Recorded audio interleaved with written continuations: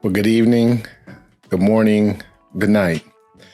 We're happy that you met us again here with Wisdom on Wednesday with Ray. We've been having a wonderful time learning about each other, learning about this quest of wisdom. You all picking up from my mistakes, picking up on some of the journey, some of the things that I've experienced in my life. And I'm enjoying you guys commenting and letting me know some of your experiences and how this is actually helping you.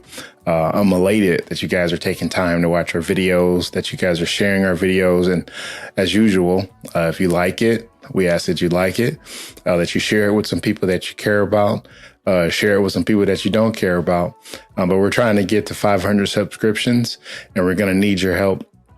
If we continue to make our channel grow, it's going to take all of us working together. So I appreciate you working diligently and helping us make this channel what we want it to be. As usual, we get a chance to talk about wisdom on Wednesday. And as I was thinking about a topic for today, I really considered wise people have to make certain that we keep our tools sharp. Wise people have to analyze the tools that they'll need to continue to progress in life. Wise people have to look at the things that they have at their disposal and make certain that the things that they have at their disposal are operating at the optimal level. What's that mean? That means if you're a thinking person, if you're a person who has dreams, aspirations, goals, something as small as enlarging your vocabulary, something as big as starting a business, wanting to be a mentor, actually being a public speaker, someone who wants to actually take what you have inside of you and share it with the world. One of the best ways that you can sharpen your tool, your mental tool, is by setting a goal of reading every day. Many people don't take advantage of this skill. By sharpening your skills, it doesn't mean that you're not smart. It doesn't mean that you don't already have what you need.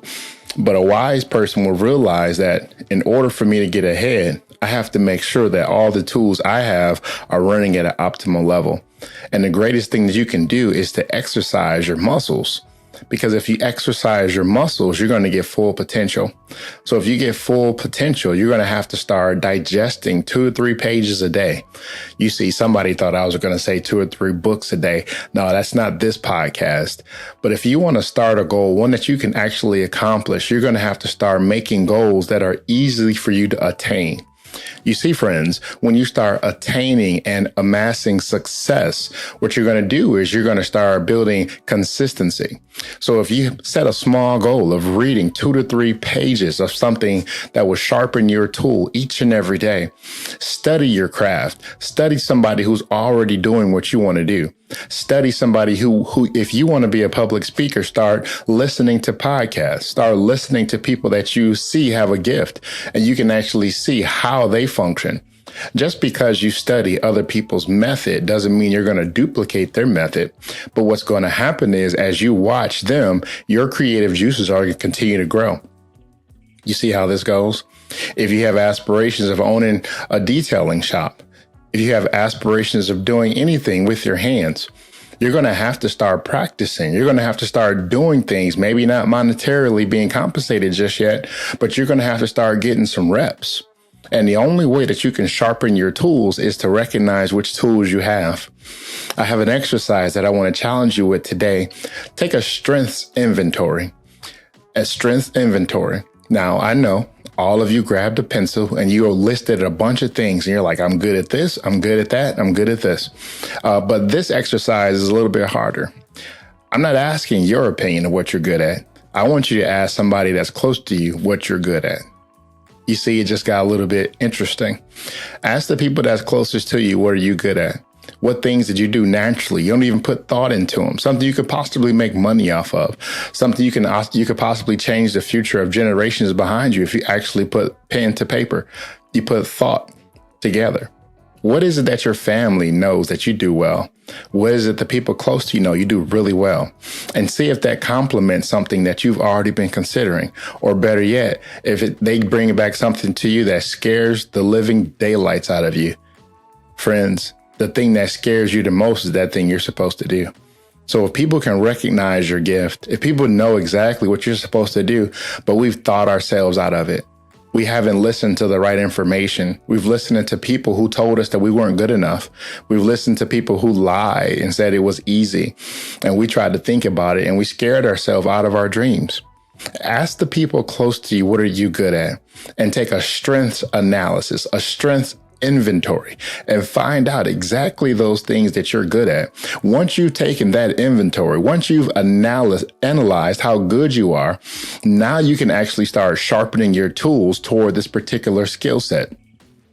Now you can actually start honing in on your vision. Friends, me like everyone else, it's difficult to pinpoint your target when you have several things in your mind that you think you're good at. It's difficult to pinpoint your target when there's something that your flesh wants to do, but your spirit is called to do. There's things that you want to do, but maybe aren't good for you. There's things that look popular to the world, but that's not your calling. That's not what you're here for. Maybe you're here to do something that complements someone else's gift. Maybe you're here to make somebody else's idea better. Maybe the gift that you have inside of you will take someone else's low-level thinking to a whole nother level. You see, take a true analysis of what you're good at, an inventory of those things that people around you think you're good at, and start sharpening your tools. Some people love working out, like myself. I enjoy going to the gym. I enjoy working out every day. And when I was a young man, I used to actually share my experiences with people. I would share my motivation. I would share my discipline. And some people compensated me for it. It was one of the best times of my life. Scared to death. Super afraid of not sharing what I knew, not afraid of teaching somebody how to work out, but afraid of asking people for money. And I know I'm not by myself, that you can have a talent. You can have something that's so easy to you, something that you can do in your sleep, but you'll be up at night with the sweats on charging somebody because we're fearful of being rejected.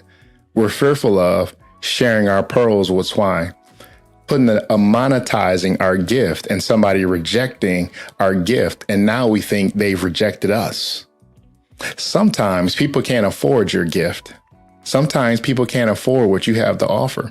And just because they can't afford what you have to offer doesn't mean you're not gifted.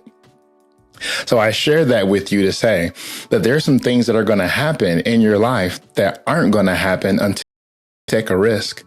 Until you take an inventory, you take an analysis, you find out something that you can do that's going to make you nervous, and you go after it anyway, and you'll be rewarded, not just monetarily, but you'll be rewarded because you chased your dream. Your reward isn't the compensation. Your reward is actual validation that God put something in you that somebody else sees valuable. That's something inside of you that you can share in your downtime, but somebody else is willing to put you on their schedule. I'll let that marinate. The things that you can do in your spare time, someone else is scheduling your time because they look forward to the thing that you can do. Some of us are skilled at working on cars. Some of us are skilled on computers. Some of us are skilled at doing all types of computer software uploads, downloads, and there's a community of people who really struggle with that. So if you sit back and consider all the skills you've amassed over time, over your life, all the different employments you've had, just analyze. Maybe there's something that I learned that I was completely annoyed with that supervisor. But the fact that I thought I was going to get fired every Friday, I learned the most I possibly could on that job. You see how things work? Sometimes you can have one of the worst people to work for, but you learn the most. Sometimes the best lessons in life aren't when you're working for people that you really enjoy. Sometimes the best lessons you'll ever learn are people who you don't feel excited when you go to work, but you made sure you knew your job. You made sure you understood what was going on. And those are skills that you still have today. So once you start evaluating, analyzing, recognizing the skills that are inside of you, now we have to actually set goals to sharpen our tools, to sharpen those skills we have inside of us. Start doing things with our skills. Start doing things with our talents. Don't just let our talents go to waste. Possibly start doing some of these things for free. Because the thing that's inside of you is going to bless somebody. And if you'll do it for free, I guarantee you somebody will pay you for it. Those things that are inside of you are going to make you better. But friends, we got to look at those things that make us blush, those things that we possibly may be embarrassed of, or we're just flat out afraid of sharing our gift with the world. But I'm challenging you today to sharpen your skills. Take a few moments every single day to sharpen your mind, sharpen your vocabulary.